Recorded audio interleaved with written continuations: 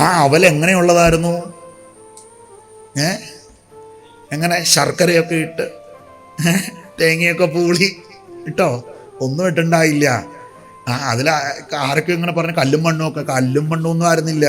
അതിൽ സുധാമാവിൻ്റെ കണ്ണുനീരായിരുന്നു. ഏതില്? ഈ അവൽ പൊതിക്കകത്ത്.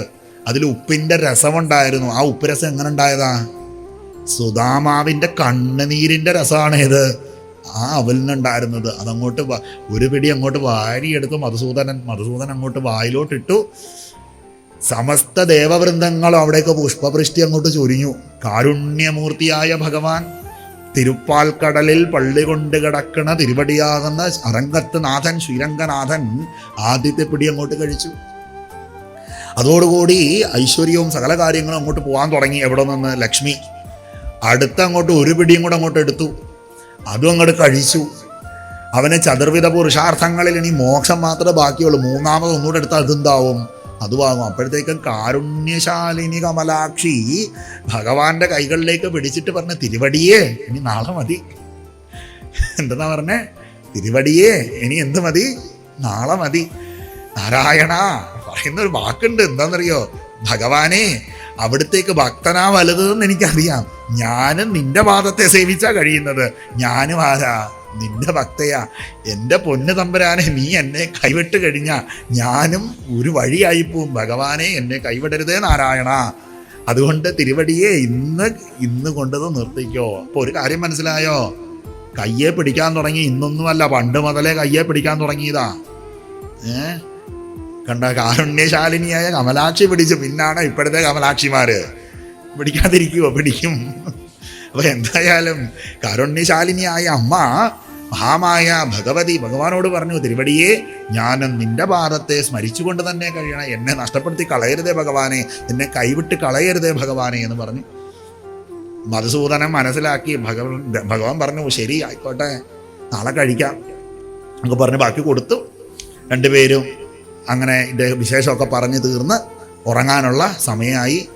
അവിടെ ആ ഭഗവാന്റെ ആ കാരുണ്യം അറിയണ്ടേ. എന്താണെന്നറിയോ? തൻ്റെ ഭക്തൻ തൻ്റെ അടുത്ത് വന്നു. ഇത്രയും പ്രയാസങ്ങളൊക്കെ കൊണ്ടുവന്നു. ഭഗവാന് മനസ്സിലായി, ഇവൻ്റെ കഥനങ്ങൾ പറയാനല്ല വന്നത്, ആരെ കാണാനായിട്ടാണ് വന്നത്? എന്നെ കാണാനായിട്ട്. അവൻ്റെ സങ്കടങ്ങളൊന്നും അവൻ എന്നോട് പറഞ്ഞിട്ടില്ല. ആലോചിച്ചോണം, ഒന്നും പറയാത്തവന് ഭഗവാൻ കൊടുത്തതും പറയുന്നവന് ഭഗവാൻ കൊടുക്കുന്നതും എങ്ങനെയാണെന്നുള്ളത്. സാക്ഷാൽ മധുസൂദനൻ എന്ത് ചെയ്തെന്നറിയോ? ഈ സുധാമാവിൻ്റെ പാദങ്ങൾ തഴുകിക്കൊടുത്തു. ഐശ്വര്യത്തിൻ്റെ ഇരിപ്പിടം ലക്ഷ്മി, രുക്മിണിയോട് പറഞ്ഞു, വീശിക്കൊടുക്കാൻ പറഞ്ഞു. ഇല്ലേ? വീശിക്കൊടുത്തു. ദാസ്യവൃത്തി ചെയ്യിപ്പിച്ചു. അങ്ങനെ സുന്ദരമായി അങ്ങനെ കിടന്നുറങ്ങി. പിറ്റേ ദിവസം രാവിലെ സന്ധ്യാവന്ദനമൊക്കെ കഴിഞ്ഞ് ബ്രാഹ്മണവര്യൻ തിരികെ പോകുമ്പോൾ ആ ഒരു യാത്ര ചോദിക്കുന്ന രംഗമുണ്ട്. സാധ്യ ഒരു രംഗമാണ്. യാത്ര പറയും രണ്ടുപേരും, ഇല്ലേ? രണ്ടുപേരും യാത്രയൊക്കെ പറഞ്ഞ് കുറച്ച് മുന്നോട്ട് പോകുമ്പോൾ കണ്ണുനീരോടുകൂടി നിൽക്കുന്ന സുധാമാവും കണ്ണുനീരോടുകൂടി നിൽക്കുന്ന കേശവനുമാണ്. ഓടിച്ചെന്നു കേശവൻ, വാരി കെട്ടി അങ്ങോട്ട് പിടിച്ചു. ഇല്ലേ? ഇല്ലേ? ആ ഭാഗം വായിച്ചിട്ടില്ലേ? കെട്ടി അങ്ങോട്ട് പിടിച്ചു. വിട്ടുകൊടുക്കാൻ മനസ്സില്ല. എന്നാലും എന്താ, കാലത്തിൻ്റെ ആവശ്യമാണ് നീ തിരികെ പോകണം എന്നുള്ളത്. വീണ്ടും കുറച്ചുകൂടെ മുമ്പോട്ട് പോയി. കൃഷ്ണന് വീണ്ടും പോയി കെട്ടിപ്പിടിക്കാൻ ഇങ്ങനെ ആഗ്രഹം നോക്കി ഇങ്ങനെ നിൽക്കുന്ന അവൻ എന്നെ ഒന്നുകൂടെ ഒന്ന് നോക്കുവോ? അങ്ങനെ നോക്കി നിന്ന് വീണ്ടും ആര് നോക്കി? സുധാമാവ് നോക്കി. വീണ്ടും പോയി ഓടിപ്പോയി അങ്ങനെ കെട്ടിപ്പിടിച്ചു. 3 വട്ടം കെട്ടിപ്പിടിച്ചു. 3 വട്ടം കെട്ടിപ്പിടിച്ചിട്ടും മതിയാവുന്നില്ല ആർക്ക്? 2 പേർക്കും. വീണ്ടും കാലത്തിൻ്റെ ആവശ്യമെന്നോണം നടന്നു സുധാമാവ്. എവിടേക്ക്? സ്വഗ്രഹത്തിലേക്ക് ചെന്ന് വഴിയ മാർഗമൊക്കെ നോക്കി അവിടെ എത്തിയപ്പോൾ അദ്ദേഹം കണ്ടോ എന്താണെന്നറിയോ?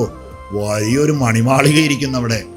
അദ്ദേഹം ചിന്തിച്ച്, എൻ്റെ ഭഗവാനെ, ഒരു ദിവസം കൊണ്ട് ഞാൻ ദ്വാരകാനാഥൻ്റെ സന്നിധിയിൽ പോയിട്ട് വന്നപ്പോഴത്തേക്കും ഏതോ പണക്കാർ വന്ന് എൻ്റെ കുടിലും തല്ലിപ്പൊളിച്ച് എൻ്റെ ഭാര്യയും മക്കളെ ഇറക്കി വിട്ട് അവിടെ കൊട്ടാരം പണിത് വെച്ചിരിക്കുന്നു.